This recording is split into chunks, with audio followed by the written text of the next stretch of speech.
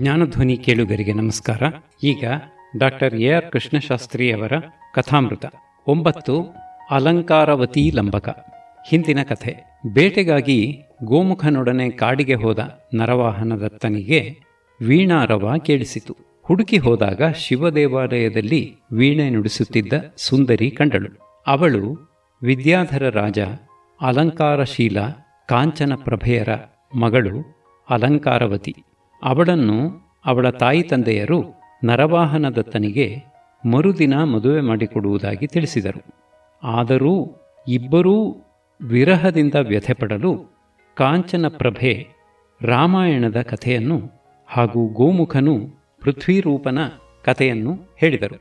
ಕಾಪಾಡಿ ಎಂದು ಬಂದ ಅಶೋಕಮಾಲೆ, ಅಟ್ಟಿಸಿಕೊಂಡು ಬಂದ ಅವಳ ಗಂಡ ಹಠಶರ್ಮ ಶಾಪ ವಿಮುಕ್ತರಾಗಿ ಅಂತರಿಕ್ಷಕ್ಕೆ ಹಾರಿದರು. ಗೋಮುಖ ಈ ಪ್ರಸಂಗಕ್ಕೆ ತಕ್ಕಂತೆ ಇದ್ದ ಅನಂಗರತಿಯ ಕತೆ ಹೇಳಿದನು. ಕಾರ್ಪಟಿಕನು ಹಗಲು ರಾತ್ರಿಯೂ ಝಳಿಯೆನ್ನದೆ ವಿಸಿಲೆನ್ನದೆ ಸಿಂಹದ್ವಾರದಲ್ಲಿ ಕಾದಿರುತ್ತಾನೆ. ಅವನ ಮೇಲೆ ಏಕೆ ನಿನಗೆ ಇನ್ನೂ ದಯೆ ಬರದು? ಕೃಪೆ ತೋರು ಎನ್ನಲು ಗೋಮುಖನು, ಪ್ರಭು ಕೊಡಬೇಕೆಂದರೂ ತೆಗೆದುಕೊಳ್ಳುವವನ ಪಾಪ ಕಳೆದು ಹೋಗುವವರೆಗೂ ಅವನಿಗೆ ಕೊಡಲು ಸಾಧ್ಯವಾಗುವುದಿಲ್ಲ ಎಂದು ಲಕ್ಷದತ್ತ ರಾಜ ಮತ್ತು ಲಬ್ಧದತ್ತ ಇವರ ಕಥೆಯನ್ನು ಹೇಳುತ್ತಾನೆ. ಲಕ್ಷದತ್ತ ಮತ್ತು ಲಬ್ಧದತ್ತ ಇವರ ಕಥೆ. ಲಕ್ಷಪುರವೆಂಬ ಊರಿನಲ್ಲಿ ಲಕ್ಷದತ್ತನೆಂಬ ರಾಜನಿದ್ದನು. ಅವನು ತುಂಬ ಉದಾರಿ. ಬಂದು ಕೇಳಿದವನಿಗೆ ಅವನು ಲಕ್ಷಕ್ಕಿಂತ ಕಡಿಮೆ ಕೊಟ್ಟೇ ಅರಿಯನು. ಸಂಭಾಷಣೆ ನಡೆಸಿದವನಿಗೆ 5 ಲಕ್ಷ ಕೊಡುವನು. ಯಾರ ಮೇಲಾದರೂ ಸಂತೋಷ ಉಂಟಾಯಿತೆಂದರೆ ಅವನ ದಾರಿದ್ರ್ಯ ಹರಿಯಿತು ಎಂದೇ ಅರ್ಥ. ಅವನ ಅರಮನೆಯ ಬಾಗಿಲಲ್ಲಿ ಒಬ್ಬ ಕಪ್ಪಡಿಗನು ಸದಾ ಕಾದಿರುತ್ತಿದ್ದನು. ಹಾಗೆ ಎಷ್ಟೋ ಕಾಲದಿಂದಿದ್ದರೂ ರಾಜನು ಅವನಿಗೆ ಏನೂ ಕೊಟ್ಟಿರಲಿಲ್ಲ. ಒಂದು ಸಾರಿ ರಾಜನು ಬೇಟೆಗೆ ಹೊರಡಲು ಕಪ್ಪಡಿಗನೂ ಅವನನ್ನು ಹಿಂಬಾಲಿಸಿ ಹೋದನು. ಮಿಕ್ಕವರು ವಾಹನಗಳ ಮೇಲೆ ಇದ್ದುಕೊಂಡು ಬಾಣ ಬಿಟ್ಟು ಮೃಗಗಳನ್ನು ಕೊಲ್ಲುತ್ತಿದ್ದರೆ ಅವನು ಎಲ್ಲರಿಗಿಂತ ಮುಂದಾಗಿ ನಡೆದೇ ಹೋಗುತ್ತಾ ಕೈಯಲ್ಲಿದ್ದ ದೊಣ್ಣೆಯಿಂದಲೇ ಮೃಗಗಳನ್ನು ಬಡಿದು ಹಾಕುತ್ತಿದ್ದನು. ಅದನ್ನು ನೋಡಿ ರಾಜನು, ಆಹಾ, ಇವನು ಎಂಥ ಶೂರ ಎಂದು ಮೆಚ್ಚಿಕೊಂಡನೇ ಹೊರತು ಅವನಿಗೆ ಏನನ್ನೂ ಕೊಡಲಿಲ್ಲ. ಬೇಟೆ ಮುಗಿಯಿತು. ಕಪ್ಪಡಿಗನು ಎಂದಿನಂತೆ ಸಿಂಹದ ಬಾಗಿಲಲ್ಲಿ ನಿಂತನು. ಮತ್ತೊಂದು ಸಾರಿ ಆ ರಾಜನಿಗೆ ಗಡಿನಾಡಿನ ಪ್ರಭುವಿನೊಡನೆ ಯುದ್ಧ ಒದಗಿತು. ಆಗ ಕಪ್ಪಡಿಗನು ಅವನೊಡನೆ ಹೋಗಿ ಕಗ್ಗಲಿ ದೊಣ್ಣೆಯಿಂದಲೇ ಅನೇಕ ಶತ್ರುಗಳನ್ನು ಬಡಿದು ಹಾಕಿದನು. ರಾಜನಿಗೆ ಜಯವಾಗಿ ಊರಿಗೆ ಬಂದನು. ಕಪ್ಪಡಿಗನ ಪರಾಕ್ರಮವನ್ನು ಕಣ್ಣಾರೆ ಕಂಡಿದ್ದರೂ ಅವನಿಗೆ ಏನೂ ಕೊಡಲಿಲ್ಲ. ಹೀಗೆ 5 ವರ್ಷ ಕಳೆಯಿತು.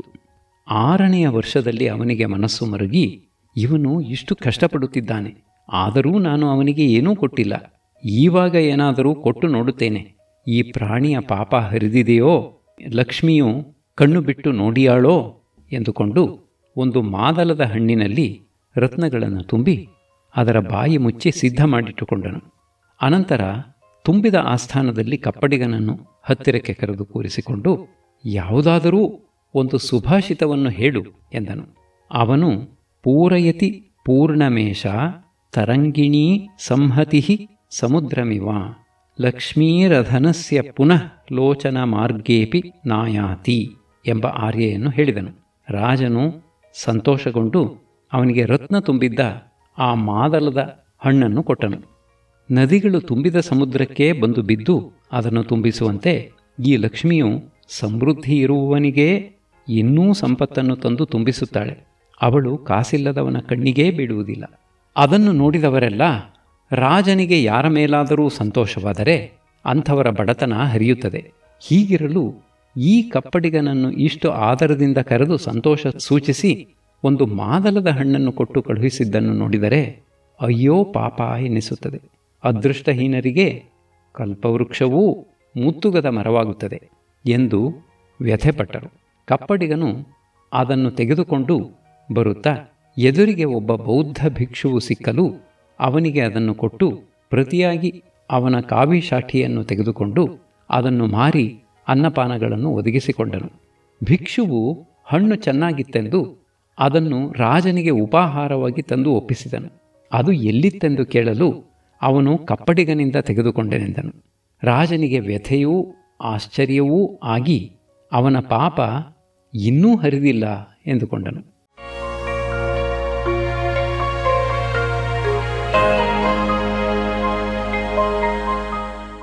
ಎರಡನೆಯ ದಿನ ಮತ್ತೆ ಸಿಂಹದ್ವಾರದಲ್ಲಿದ್ದ ಕಪ್ಪಡಿಗನನ್ನು ಆಸ್ಥಾನಕ್ಕೆ ಕರೆದು ಹತ್ತಿರದಲ್ಲಿ ಕೂರಿಸಿಕೊಂಡು ಅದೇ ಆರ್ಯೆಯನ್ನೇ ಹೇಳಿಸಿ ಕೇಳಿ ಅದೇ ಮಾದಲ ಹಣ್ಣನ್ನು ಕೊಟ್ಟನು.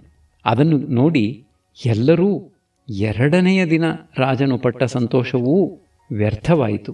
ಇದೇಕೆ ಎಂದು ವಿಸ್ಮಿತರಾದರು. ಕಪ್ಪಡಿಗನು ಅದನ್ನು ಹಿಡಿದುಕೊಂಡು ಹೊರಗೆ ಹೋಗುತ್ತಿರಲು ರಾಜನನ್ನು ನೋಡುವುದಕ್ಕೆ ಬರುತ್ತಿದ್ದ ಒಬ್ಬನು ಅದು ಒಳ್ಳೆಯ ಶಕುನ ಎಂದುಕೊಂಡು ಒಂದು ಜೊತೆ ವಸ್ತ್ರಗಳನ್ನು ಕೊಟ್ಟು ಪ್ರತಿಯಾಗಿ ಆ ಹಣ್ಣನ್ನು ತೆಗೆದುಕೊಂಡು ಹೋದನು. ರಾಜನಿಗೆ ಅದನ್ನು ಮೊದಲು ಒಪ್ಪಿಸಿ ಆಮೇಲೆ ತಾನು ತಂದಿದ್ದ ಕಾಣಿಕೆಯನ್ನು ಕೊಟ್ಟನು. ಆ ಹಣ್ಣು ಅವನಿಗೆ ಹೇಗೆ ಬಂದಿತೆಂದು ಕೇಳಿ ತಿಳಿದು ರಾಜನು ಅವನಿಗೆ ಇನ್ನೂ ಲಕ್ಷ್ಮಿಯು ದರ್ಶನ ಕೊಡಲಿಲ್ಲ ಎಂದುಕೊಂಡನು. ಕಪ್ಪಡಿಗನು ಆ ಬಟ್ಟೆಗಳಲ್ಲಿ ಒಂದನ್ನು ಮಾರಿ ಅನ್ನಪಾನಗಳನ್ನು ಮಾಡಿಕೊಂಡು ಇನ್ನೊಂದನ್ನು ಹರಿದು 2 ತುಂಡು ಮಾಡಿ ತನಗೆ ಉಡುಗೆಯಾಗಿ ಇಟ್ಟುಕೊಂಡನು. 3ನೆಯ ದಿನವೂ ಹಾಗೆಯೇ ನಡೆಯಿತು. ಅಂದು ಕಪ್ಪಡಿಗನು ಆ ಹಣ್ಣನ್ನು ರಾಜನ ಸೂಳೆಯೊಬ್ಬಳಿಗೆ ಮಾರಲು ಅವಳು 1 ಹೊನ್ನನ್ನು ಕೊಟ್ಟು ಅದನ್ನು ಕೊಂಡುಕೊಂಡಳು. ಅದು ಅವಳಿಂದ ಮತ್ತೆ ರಾಜನ ಕೈ ಸೇರಲು ಅವನು ಲಕ್ಷ್ಮಿಯ ದೃಷ್ಟಿ ಇನ್ನೂ ಅವನ ಮೇಲೆ ಬಿದ್ದಿಲ್ಲ. ಅನರ್ಘ್ಯ ರತ್ನಗಳನ್ನು ಕೊಟ್ಟರೂ ಆ ನಿರ್ಭಾಗ್ಯನಿಗೆ ಅದು ತಿಳಿಯದೆ ಅವು ನನಗೆ ಹಿಂದಿರುಗಿ ಬರುತ್ತಿವೆ, ನನ್ನ ಅನುಗ್ರಹ ವ್ಯರ್ಥ ಎಂದುಕೊಂಡನು. 4ನೆಯ ದಿನವೂ ಅದರಂತೆ ಹಣ್ಣನ್ನು ಕೊಡಲು ಹೋದಾಗ ಅದು ಸ್ವಲ್ಪ ಬಿರುಸಾಗಿ ಬಿದ್ದು ಕಪ್ಪಡಿಗನ ಕೈಯಿಂದ ಜಾರಿತು.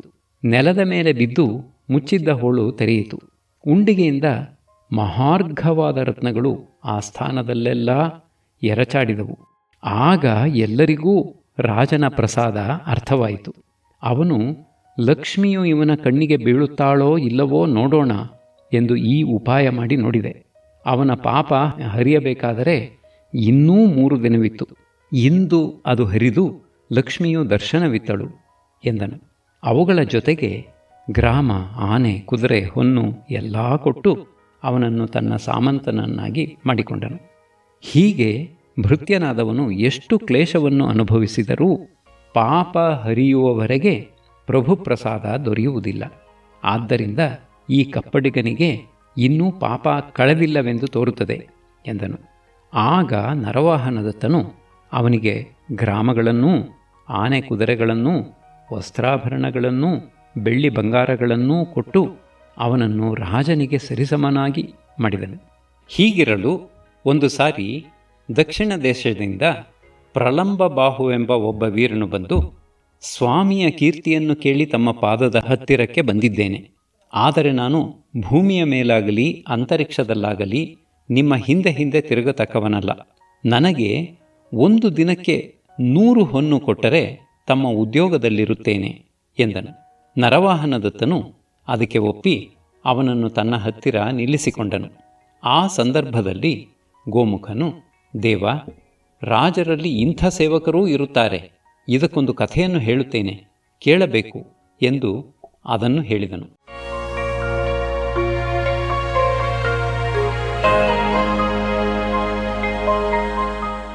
ವಿಕ್ರಮತುಂಗ ಮತ್ತು ವೀರವರ ಇವರ ಕಥೆ.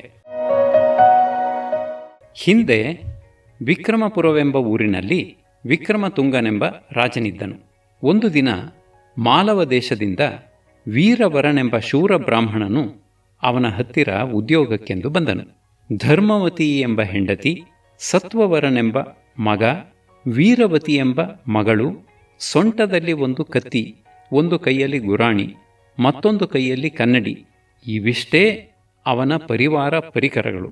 ದಿನವೊಂದಕ್ಕೆ 500 ದೀನಾರಗಳನ್ನು ಸಂಬಳವಾಗಿ ಕೇಳಲು ರಾಜನು ಅವನ ಶೂರಾಕಾರವನ್ನು ನೋಡಿ ಅದಕ್ಕೆ ಒಪ್ಪಿ ಅವನನ್ನು ತನ್ನ ಹತ್ತಿರ ಇಟ್ಟುಕೊಂಡನು. ಇಷ್ಟು ಹಣವನ್ನು ಇವನು ಏನು ಮಾಡುತ್ತಾನೆ ನೋಡೋಣವೆಂದು ಕೆಲವು ಚಾರರನ್ನು ನೇಮಿಸಲು ಅವರು ನೋಡಿ ಬಂದು ಆ ದೀನಾರಗಳಲ್ಲಿ ಪ್ರತಿನಿತ್ಯವೂ ಊಟ ಮೊದಲಾದ ವೆಚ್ಚಕ್ಕಾಗಿ ಹೆಂಡತಿಗೆ 100 ದೀನಾರಗಳನ್ನು ಕೊಡುತ್ತಾನೆ. 100 ದೀನಾರಗಳಿಗೆ ಬಟ್ಟೆ ಬರೆಗಳನ್ನು ಕೊಂಡುಕೊಳ್ಳುತ್ತಾನೆ. 100 ಹರಿಹರಾದಿ ದೇವತಾರ್ಚನೆಗೆ ಉಪಯೋಗಿಸುತ್ತಾನೆ. ಮಿಕ್ಕ 200 ಬ್ರಾಹ್ಮಣರಿಗೂ ದೀನರಿಗೂ ಕೊಡುತ್ತಾನೆ. ಹೀಗೆ ಅವನು ನಿತ್ಯವೂ 500 ದೀನಾರಗಳನ್ನು ವೆಚ್ಚ ಮಾಡುತ್ತಾನೆ ಎಂದು ವರದಿ ಮಾಡಿದರು. ಅವನು ಸ್ನಾನ, ಅಹ್ನಿಕ, ಊಟ ಇವಕ್ಕೆ ಬೇಕಾದ ಹೊತ್ತು ಬಿಟ್ಟು ಮಿಕ್ಕ ಹೊತ್ತಿನಲ್ಲೆಲ್ಲ ಹಗಲೂ ರಾತ್ರಿಯೂ ಸಿಂಹದ್ವಾರದಲ್ಲಿ ಕಾವಲಿರುವನು. ಒಂದು ದಿನ ರಾತ್ರಿ ಮಳೆ ಬರುತ್ತಿತ್ತು. ಆಗಲೂ ಅಲ್ಲಿಯೇ ಇದ್ದಾನೋ ಇಲ್ಲವೋ ನೋಡೋಣವೆಂದು ರಾಜನು ಉಪ್ಪರಿಗೆಯ ಮೇಲಿನಿಂದಲೇ ಯಾರಿದ್ದೀರಿ ಸಿಂಹದ್ವಾರದಲ್ಲಿ ಎಂದು ಕೂಗಿದನು. ವೀರವರನು ನಾನು ಎಂದು ಉತ್ತರ ಕೊಟ್ಟನು. ಇಂಥ ಮಳೆಯಲ್ಲಿಯೂ ಪಹರೆ ಕೊಡುತ್ತಿದ್ದಾನೆಯೇ ಎಂದು ರಾಜನು ಆಶ್ಚರ್ಯಪಡುತ್ತಿರಲು ದೂರದಲ್ಲಿ ಯಾರೋ ಹೆಂಗಸು ಅಳುತ್ತಿದ್ದದ್ದು ಕೇಳಿತು. ನನ್ನ ರಾಜ್ಯದಲ್ಲಿ ದುಃಖಿತರಾರೂ ಇಲ್ಲವಲ್ಲ, ಇದು ಯಾರು ಅಳುತ್ತಿರಬಹುದು ಎಂದುಕೊಂಡು ರಾಜನು ವೀರವರನನ್ನು ಕುರಿತು, ಯಾರೋ ಹೆಂಗಸು ಅಳುತ್ತಿದ್ದಾಳೆ, ಅದು ಯಾರು, ಏಕೆ, ಹೋಗಿ ತಿಳಿದುಕೊಂಡು ಬಾ ಎಂದನು. ವೀರವರನು ಕೂಡಲೇ ಹೊರಟನು. ಅವನ ಹಿಂದೆ ಕುತೂಹಲದಿಂದ ರಾಜನೂ ಕಾಣಿಸಿಕೊಳ್ಳದೆ ಹೊರಟನು. ಊರ ಹೊರಗೆ ಹೋದಾಗ ಅಲ್ಲಿ ಒಂದು ಕೊಳದ ಹತ್ತಿರ ಒಂದು ಹೆಂಗಸು, ಹಾ ನಾಥ, ಕೃಪಾಳು, ಶೂರ, ನಿನ್ನನ್ನು ಬಿಟ್ಟು ಹೇಗಿರಲಿ ಎಂದು ಅಳುತ್ತಿದ್ದಳು. ವೀರವರನು ಅವಳನ್ನು ಕಂಡು, ನೀನು ಯಾರು, ಏಕೆ ಅಳುತ್ತೀಯೇ ಎಂದು ಕೇಳಿದನು. ಅವಳು, ನಾನು ಭೂದೇವಿ, ನಮ್ಮ ರಾಜನಾದ ವಿಕ್ರಮತುಂಗನಿಗೆ ಇನ್ನು 3 ದಿವಸಕ್ಕೆ ಮೃತ್ಯು ಸಂಭವಿಸುತ್ತದೆ. ಇಂಥ ಪತಿ ಮತ್ತೆ ದೊರಕಿಯಾನೇ, ಆದ್ದರಿಂದ ಅಳುತ್ತೇನೆ ಎಂದಳು. ವೀರವರನು ಇದನ್ನು ನಿವಾರಣೆ ಮಾಡಲು ಏನಾದರೂ ಮಾರ್ಗವಿದೆಯೇ ಎಂದು ಕೇಳಲು ಅವಳು, ಇರುವುದು ಒಂದೇ ಮಾರ್ಗ, ಅದು ನಿನಗೇ ಸಾಧ್ಯ ಎಂದಳು. ವೀರವರನು, ದೇವಿ, ಹಾಗಾದರೆ ಅದೇನು ಹೇಳು, ನನ್ನ ಅಥವಾ ನನ್ನ ಹೆಂಡತಿ ಮಕ್ಕಳ ಪ್ರಾಣವನ್ನು ಬೇಕಾದರೂ ಕೊಡಲು ಸಿದ್ಧವಾಗಿದ್ದೇನೆ ಎಂದನು. ದೇವಿಯು, ಈ ಅರಮನೆಯ ಹತ್ತಿರ ಚಂಡೀ ದೇವಾಲಯವಿದೆ, ಅಲ್ಲಿ ನಿನ್ನ ಮಗನನ್ನು ಬಲಿ ಕೊಡುವೆಯಾದರೆ ರಾಜನು ಉಳಿಯುತ್ತಾನೆ, ಇನ್ನು ಬೇರೆ ಮಾರ್ಗವಿಲ್ಲ ಎಂದಳು. ಕೂಡಲೇ ವೀರವರನು ತನ್ನ ಮನೆಗೆ ಹೋಗಿ ಹೆಂಡತಿಯನ್ನು ಎಬ್ಬಿಸಿ ಅವಳಿಗೆ ಇದನ್ನು ತಿಳಿಸಿದನು. ಅವಳು, ಸ್ವಾಮಿಗೆ ಯಾವುದು ಹಿತವೋ ಅದನ್ನು ನಡೆಸಲೇಬೇಕು, ಹುಡುಗನನ್ನು ಎಬ್ಬಿಸು ಎಂದಳು. ಅವನು ಎದ್ದು ಸಂದರ್ಭವನ್ನು ತಿಳಿದು, ಪ್ರಭು ಕಾರ್ಯಕ್ಕೆ ಪ್ರಯೋಜನವಾಗುವ ನಾನು ಪುಣ್ಯವಂತನಲ್ಲವೇನಪ್ಪ, ಅವನ ಉಪ್ಪನ್ನು ತಿಂದ ಮೇಲೆ ಅವನ ಕಷ್ಟಕ್ಕೆ ಆಗಬೇಡವೇ, ಅಗತ್ಯವಾಗಿ ಕರೆದುಕೊಂಡು ಹೋಗು ಎಂದನು. ವೀರವರನು ಸಂತೋಷಪಟ್ಟು, ನಿಜವಾಗಿಯೂ ನೀನು ನನ್ನ ಮಗನೇಯೇ ಎಂದನು. ವೀರವರನ ಹಿಂದೆಯೇ ಬಂದಿದ್ದ ರಾಜನು ಇದೆಲ್ಲವನ್ನೂ ಕೇಳಿ, ಇವರೆಲ್ಲರೂ ಧೀರರೇಯೇ ಎಂದು ಸಂತೋಷಿಸಿದನು. ವೀರವರನು ಮಗನನ್ನು ಹೆಗಲ ಮೇಲೆ ಕೂರಿಸಿಕೊಂಡನು. ಧರ್ಮವತಿಯು ಮಗಳನ್ನು ಎತ್ತಿಕೊಂಡಳು. ಎಲ್ಲರೂ ದೇವಾಲಯಕ್ಕೆ ಹೋದರು. ಹುಡುಗನು ಚಂಡಿಗೆ ನಮಸ್ಕರಿಸಿ, ದೇವಿ, ನನ್ನನ್ನು ಬಲಿಯಾಗಿ ಒಪ್ಪಿಸಿಕೊಳ್ಳುತ್ತೇನೆ, ಇದರಿಂದ ನಮ್ಮ ರಾಜನು ಜೀವಿಸಲಿ, ನಿರಾತಂಕನಾಗಿ ರಾಜ್ಯವಾಳಲಿ ಎಂದು ಪ್ರಾರ್ಥಿಸಿದನು. ವೀರವರನು ಮಹಾರಾಜನಿಗೆ ಶ್ರೇಯಸ್ಸಾಗಲಿ ಎಂದು ಹರಕೆ ಹೇಳಿ ಮಗನ ಕತ್ತನ್ನು ಕಡಿದು ದೇವಿಗೆ ಅರ್ಪಿಸಿದನು. ವೀರವರ, ಸಾಧು, ಮಗನನ್ನು ಕೊಟ್ಟು ರಾಜನ ಜೀವವನ್ನು ಉಳಿಸಿದೆ ಎಂದು ಆಕಾಶವಾಣಿಯಾಯಿತು.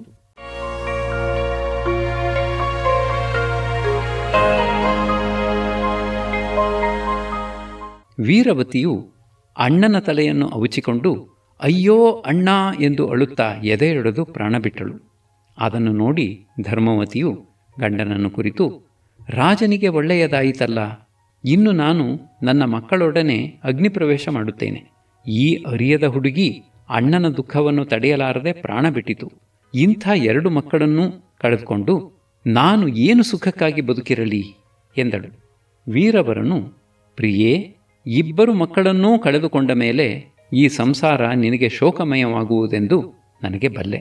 ಆದ್ದರಿಂದ ನಿನಗೆ ಹೇಗೆ ಬೇಕೋ ಹಾಗೆ ಮಾಡು ಎಂದನು. ಚಿತೆ ಸಿದ್ಧವಾಗಲು ಮಕ್ಕಳನ್ನು ಅದರ ಮೇಲಿಟ್ಟು ಧರ್ಮವತಿಯು ಗಂಡನಿಗೆ ನಮಸ್ಕರಿಸಿ, ಇನ್ನೊಂದು ಜನ್ಮದಲ್ಲಿಯೂ ನೀನೇ ಪತಿಯಾಗಲಿ, ರಾಜನಿಗೆ ಮಂಗಳವಾಗಲಿ ಎಂದು ಜ್ವಲಿಸುತ್ತಿದ್ದ ಬೆಂಕಿಯಲ್ಲಿ ಬಿದ್ದಳು. ಅದನ್ನು ನೋಡಿ ಮರೆಯಲ್ಲಿ ನಿಂತಿದ್ದ ವಿಕ್ರಮತುಂಗನು, ಅಯ್ಯೋ, ಇವರ ಈ ಋಣವನ್ನು ನಾನು ಹೇಗೆ ತೀರಿಸಲಿ ಎಂದು ನೊಂದುಕೊಂಡನು. ಆಗ ವೀರವರನು, ಸ್ವಾಮಿ ಕಾರ್ಯವಾಯಿತು, ಪ್ರಭು ಇಟ್ಟ ಅನ್ನಕ್ಕೆ ಸೇವೆ ಮಾಡಿ ಆಯಿತು, ಬೇಕಾದದ್ದನ್ನೆಲ್ಲ ವೆಚ್ಚ ಮಾಡಿ ಕುಟುಂಬವನ್ನು ರಕ್ಷಿಸಬೇಕು. ಒಬ್ಬ ಹೊಟ್ಟೆ ಹೊರೆದುಕೊಂಡು ಏನು ಸಾರ್ಥಕ? ಆದ್ದರಿಂದ ನಾನು ನನ್ನನ್ನು ದೇವಿಗೆ ಉಪಹಾರವಾಗಿ ಕೊಟ್ಟುಕೊಳ್ಳುತ್ತೇನೆ ಎಂದು ಕೊರಳಿಗೆ ಕತ್ತಿ ಹಾಕಿಕೊಳ್ಳಲು, ಮಗನೇ, ಸಾಹಸ ಮಾಡಬೇಡ, ನಿನ್ನ ಸತ್ವವನ್ನು ನೋಡಿ ನನಗೆ ಸಂತೋಷವಾಯಿತು, ನಿನಗೆ ಬೇಕಾದವರವನ್ನು ಕೇಳು ಎಂದು ಅಶರೀರವಾಣಿಯಾಯಿತು. ವೀರವರನು, ಹಾಗಾದರೆ ವಿಕ್ರಮತುಂಗರಾಜನು ಇನ್ನೂ 100 ವರ್ಷ ಬಾಳಲಿ, ನನ್ನ ಹೆಂಡತಿ ಮಕ್ಕಳು ಬದುಕಿಕೊಳ್ಳಲಿ ಎಂದನು. ಹಾಗೆಯೇ ಆಗಲಿ ಎಂದು ಮತ್ತೆ ಅಶರೀರವಾಣಿ ಕೇಳಿಸಿತು. ಆ ಕ್ಷಣವೇ ಮೂವರೂ ಎದ್ದರು. ವೀರವರನು ಅವರನ್ನು ಮನೆಗೆ ಕರೆದುಕೊಂಡು ಹೋಗಿಬಿಟ್ಟು ಅರಮನೆಯ ಬಾಗಿಲಿಗೆ ಬಂದನು. ರಾಜನು ಇದನ್ನೆಲ್ಲ ನೋಡಿ ಬೆರಗಾಗಿ ಯಾರಿಗೂ ಕಾಣಿಸಿಕೊಳ್ಳದಂತೆ ಅರಮನೆಗೆ ಹೋಗಿ ಉಪ್ಪರಿಗೆಯಿಂದ, ಸಿಂಹದ್ವಾರದಲ್ಲಿ ಯಾರಿದ್ದೀರಿ ಎಂದು ಕೂಗಿದನು. ವೀರವರನು, ನಾನಿದ್ದೇನೆ, ಆ ಹೆಂಗಸನ್ನು ನೋಡಿದೆ, ಅವಳು ಒಬ್ಬ ದೇವತೆಯಂತೆ, ನನ್ನ ಕಣ್ಣಿಗೆ ಬಿದ್ದ ಕೂಡಲೇ ಮಾಯವಾದಳು ಎಂದು ಉತ್ತರ ಕೊಟ್ಟನು. ನಡೆದ ಆ ಅದ್ಭುತ ಸಂಗತಿಯನ್ನೆಲ್ಲ ಕಣ್ಣಾರ ಕಂಡು ಕಿವಿಯಾರ ಕೇಳಿದ ರಾಜನು, ಆಹಾ, ಇವನು ಎಂಥ ಮಹಾಪುರುಷ, ಇಂಥ ಶ್ಲಾಘ್ಯವಾದ ಕಾರ್ಯ ಮಾಡಿಯೂ ಅದನ್ನು ಹೇಳಿಕೊಳ್ಳಲಿಲ್ಲವಲ್ಲ. ಗಾಂಭೀರ್ಯ, ವೈಶಾಲ್ಯ, ಮಹಾಸತ್ವಾದಿಗಳಲ್ಲಿ ಮಹಾಸಾಗರವೂ ಇವನಿಗೆ ಸಮವಾಗಲಾರದು. ಇಂಥವನಿಗೆ ನಾನು ಏನು ತಾನೇ ಪ್ರತ್ಯುಪಕಾರ ಮಾಡಿ ಏನು ಎಂದುಕೊಂಡು ವಿಸ್ಮಯದಲ್ಲಿಯೇ ಅಂದಿನ ರಾತ್ರಿಯನ್ನು ಕಳೆದನು. ಬೆಳಗ್ಗೆ ಆಸ್ಥಾನದಲ್ಲಿ ವೀರವರನ ಆ ಅದ್ಭುತ ಚರಿತ್ರೆಯನ್ನು ತಿಳಿಸಿ ಅವನಿಗೆ ರಾಜಪಟ್ಟ ಕಟ್ಟಿದನು. ಆನೆ, ಕುದುರೆ, ರತ್ನ, ಚಿನ್ನ ಎಲ್ಲವನ್ನೂ ಯಥೇಚ್ಛವಾಗಿ ಕೊಟ್ಟನು. ಬ್ರಾಹ್ಮಣನಾಗಿದ್ದ ವೀರವರನು ರಾಜನಾದನು. ಗೋಮುಖನು ಈ ಕಥೆಯನ್ನು ಹೇಳಿ, ದೇವ, ಪುಣ್ಯವಿದ್ದರೆ ಇಂಥವರು ಒಬ್ಬೊಬ್ಬರು ಭೃತ್ಯರು ದೊರೆಯುತ್ತಾರೆ, ಇವನೂ ಅಂಥವನಾಗಿ ಕಾಣುತ್ತಾನೆ ಎಂದನು. ನರವಾಹನದತ್ತನು ಈ ಕಥೆಯನ್ನು ಕೇಳಿ ಸಂತೋಷಪಟ್ಟನು.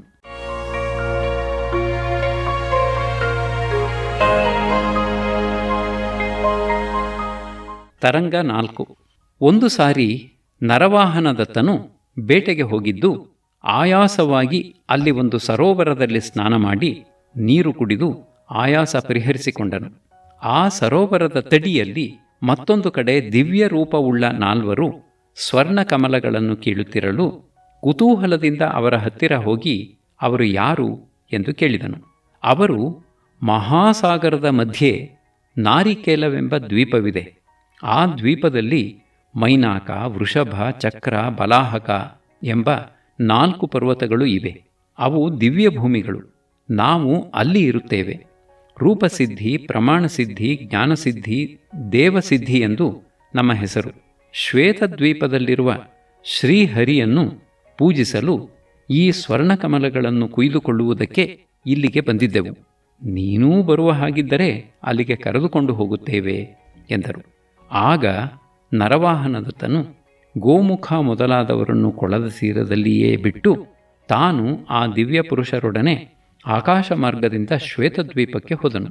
ಅಲ್ಲಿ ಸಶರೀರರಾದ ಶಂಖ, ಚಕ್ರ, ಗದಾ, ಪದ್ಮಗಳಿಂದ ಸೇವಿತನಾಗಿದ್ದ ಶ್ರೀಹರಿಯ ದರ್ಶನ ಮಾಡಿ ಅವನನ್ನು ಸ್ತುತಿಸಿದನು. ವಿಷ್ಣುವು ಸಂತುಷ್ಟನಾಗಿ ನಾರದನ ಮೂಲಕ ಇಂದ್ರನಲ್ಲಿದ್ದ ದೇವರೂಪೆ, ದೇವರತಿ, ದೇವಮಾಲೆ, ದೇವಪ್ರಿಯೆ ಎಂಬ ಅಪ್ಸರೆಯರನ್ನು ತರಿಸಿ ನರವಾಹನದತ್ತನಿಗೆ ಕೊಟ್ಟನು. ಮಾತಲೆಯನ್ನು ಕರೆದು ಅವರನ್ನು ಮನೆಗೆ ಬಿಟ್ಟು ಬರುವಂತೆ ಆಜ್ಞಾಪಿಸಿದನು. ನರವಾಹನದತ್ತನು ನಾರಿಕೇಲ ದ್ವೀಪದ ಮೇಲೆ ಹೋಗಿ ಅಲ್ಲಿ ಕೆಲವು ದಿನವಿದ್ದು ತನ್ನ ಹೊಸ ಸ್ನೇಹಿತರಾದ ರೂಪಸಿದ್ಧ ಮೊದಲಾದವರನ್ನು ಕೌಶಾಂಬಿಗೆ ಬರುವಂತೆ ಅವರಿಗೆ ಆಹ್ವಾನವಿತ್ತನು. ಅವರು, ನಿಮ್ಮೂರಿನಲ್ಲಿ ಸಾರವಾದ ವಸ್ತುವೆಂದರೆ ನೀನು, ನಿನ್ನನ್ನು ನೋಡಿಯಾದ ಮೇಲೆ ಅಲ್ಲಿ ಬಂದು ನಾವು ಮಾಡತಕ್ಕದ್ದು ಏನಿದೆ, ನೀನು ನಮ್ಮನ್ನು ಮರೆಯಬಾರದು, ಅಷ್ಟೇಯೇ ಎಂದರು. ಆಮೇಲೆ ಮುಂದಕ್ಕೆ ಪ್ರಯಾಣ ಮಾಡಿ ಸರೋವರದ ತಡಿಯಲ್ಲಿ ಗೋಮುಖಾದಿಗಳಿಗೆ ಊರಿಗೆ ಬರುವಂತೆ ಹೇಳಿ ತಾನು ಅಪ್ಸರೆಯರೊಡನೆ ಇಂದ್ರರಥದಲ್ಲಿ ಕೌಶಾಂಬಿಗೆ ಹೋದನು. ಒಂದು ದಿನ ಅವನು ತನ್ನ ಸ್ನೇಹಿತರೊಡನೆ ಅಲಂಕಾರವತಿಯ ಅರಮನೆಯಲ್ಲಿರಲು ಹೊರಗೆ ವಾದ್ಯಗಳ ಕೋಲಾಹಲವಾಯಿತು. ಅದೇನು ನೋಡಿಕೊಂಡು ಬಾ ಎಂದು ಹರಿಶಿಖನನ್ನು ಕಳುಹಿಸಲು ಅವನು ನೋಡಿಕೊಂಡು ಬಂದು, ದೇವ, ಈ ಊರಿನಲ್ಲಿ ರುದ್ರನೆಂಬ ವರ್ತಕನಿದ್ದಾನೆ. ಅವನು ವ್ಯಾಪಾರಕ್ಕೆಂದು ಸುವರ್ಣದ್ವೀಪಕ್ಕೆ ಹೋಗಿ ಬರುತ್ತಾ ದಾರಿಯಲ್ಲಿ ಹಡಗು ಒಡೆದು ಅವನ ಐಶ್ವರ್ಯವೆಲ್ಲ ನೀರಿನ ಪಾಲಾಯಿತು. ತಾನೊಬ್ಬನು ಹೇಗೋ ಜೀವಸಹಿತ ಉಳಿದುಕೊಂಡು ಈ ಊರಿಗೆ 6 ದಿನಗಳ ಕೆಳಗೆ ಬಂದನು. ಬಂದ ಒಂದೆರಡು ದಿನಗಳಲ್ಲಿ ಅವನಿಗೆ ತನ್ನ ತೋಟದಲ್ಲಿ ಒಂದು ದೊಡ್ಡ ನಿಧಿ ಸಿಕ್ಕಿತು. ಅವನು ಅದನ್ನು ತೆಗೆದುಕೊಂಡು ಬಂದು ವತ್ಸರಾಜನನ್ನು ಕಂಡು ಅವನ ಅಪ್ಪಣೆಯಾದರೆ ಅದನ್ನು ಅವನಿಗೆ ಒಪ್ಪಿಸುವುದಾಗಿ ತಿಳಿಸಿದನು. ಮಹಾರಾಜನು, ಸಮುದ್ರವು ನುಂಗಿದ್ದನ್ನು ವಿಧಿಯು ದಯೆಯಿಟ್ಟು ತಂದುಕೊಟ್ಟಿದೆ. ಅದನ್ನು ಯಾವ ದಡ್ಡ ನಿನ್ನಿಂದ ಕಸಿದುಕೊಂಡಾನು? ಹೋಗು, ನಿನ್ನ ಭೂಮಿಯಲ್ಲಿ ಸಿಕ್ಕಿದ್ದನ್ನು ನೀನು ಅನುಭವಿಸು ಎಂದನು. ಆಗ ವರ್ತಕನು ಮಹಾರಾಜನಿಗೆ ನಮಸ್ಕರಿಸಿ ಹರ್ಷದಿಂದ ತುಂಬಿ ವಾದ್ಯ ಮಾಡಿಸಿಕೊಂಡು ತನ್ನ ಮನೆಗೆ ಹೋಗುತ್ತಿದ್ದಾನೆ ಎಂದನು. ನರವಾಹನದತ್ತನು ಆಶ್ಚರ್ಯಪಟ್ಟು, ಇಂದು ಕಿತ್ತುಕೊಂಡ ಆಸ್ತಿಯನ್ನು ನಾಳೆ ಕೊಟ್ಟು ಬೀಳು ಏಳುಗಳಿಂದ ವಿಧಿಯು ಮನುಷ್ಯರೊಡನೆ ಆಟವಾಡುವಂತಿದೆ ಎಂದನು. ಇದನ್ನು ಕೇಳಿ ಗೋಮುಖನು, ವಿಧಿಯ ಗತಿಯೇ ಹೀಗೆ, ಇದಕ್ಕೆ ಸಮುದ್ರಶೂರನ ಕಥೆಯನ್ನು ಹೇಳುತ್ತೇನೆ ಕೇಳು ಎಂದು ಹೇಳಿದನು.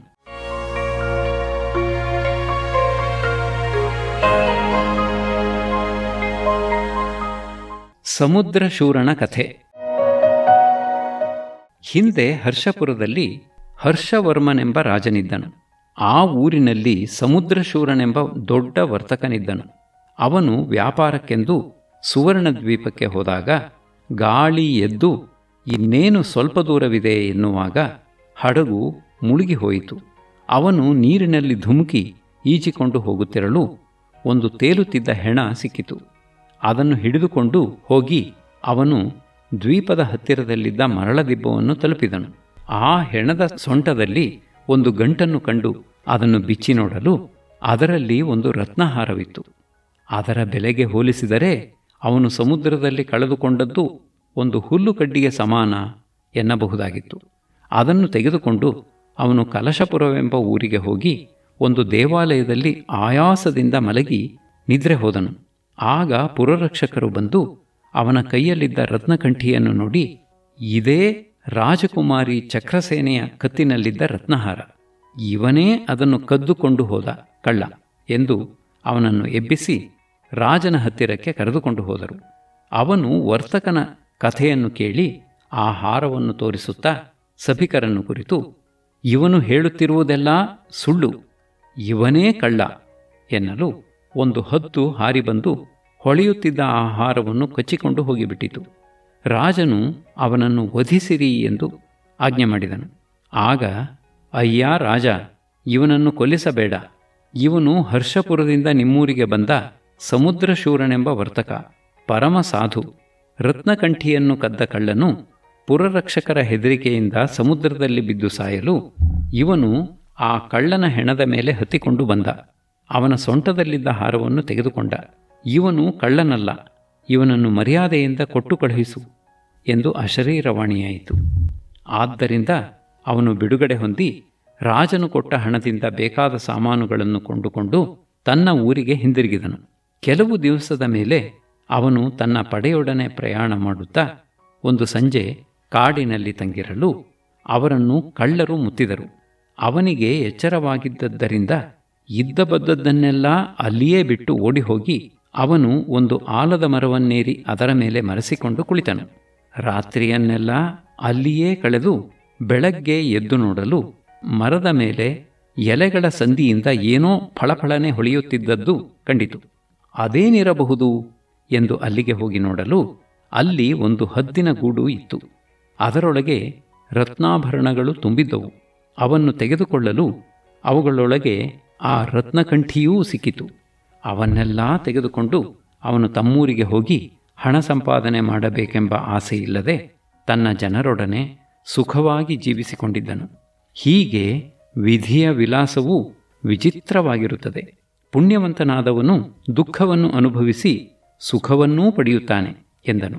ಮತ್ತೊಂದು ದಿನ ಅವನು ಆಸ್ಥಾನದಲ್ಲಿದ್ದಾಗ ಸಮರತುಂಗನೆಂಬ ರಾಜಪುತ್ರನು ಬಂದು, ದೇವ, ನನ್ನ ದಾಯಾದಿಯಾದ ಸಂಗ್ರಾಮವರ್ಷನೂ ಅವನ 4 ಮಕ್ಕಳೂ ಸೇರಿಕೊಂಡು ದೇಶವನ್ನು ಹಾಳು ಮಾಡಿದ್ದಾರೆ. ನಾನು ಹೋಗಿ ಅವರನ್ನು ಸೆರೆ ಹಿಡಿದು ತರುತ್ತೇನೆ ಎಂದನು. ಅವನಿಗಿದ್ದ ಸೈನ್ಯ ಸಣ್ಣದೆಂದು ನರವಾಹನದತ್ತನು ತನ್ನ ಸೈನ್ಯವನ್ನು ಸಹಾಯವಾಗಿ ಕೊಟ್ಟನು. ಅವನು ಅದನ್ನು ತೆಗೆದುಕೊಳ್ಳದೆಯೇ ಹೋಗಿ ಅವರನ್ನು ಗೆದ್ದು ಸೆರೆ ಹಿಡಿದು ತಂದನು. ನರವಾಹನದತ್ತನು ಅವನಿಗೆ ಸನ್ಮಾನ ಮಾಡಿ, 5 ಜನರನ್ನೂ ಇವನೊಬ್ಬನೇ ಜಯಿಸಿ ತಂದನಲ್ಲ, ಇದು ಆಶ್ಚರ್ಯವಲ್ಲವೇ ಎಂದನು. ಗೋಮುಖನು, ದೇವ, ಇಂಥ ಸಂಗತಿಯನ್ನು ನೀನು ಕೇಳಿರದಿದ್ದರೆ ಚಮರವಾಲ ರಾಜನ ಕಥೆಯನ್ನು ಹೇಳುತ್ತೇನೆ ಕೇಳು ಎಂದು ಈ ಕಥೆಯನ್ನು ಹೇಳಿದಳು. ಅದು ಯಾವ ಕಥೆ ಎಂದು ಮುಂದಿನ ವಾರ ಕೇಳೋಣ.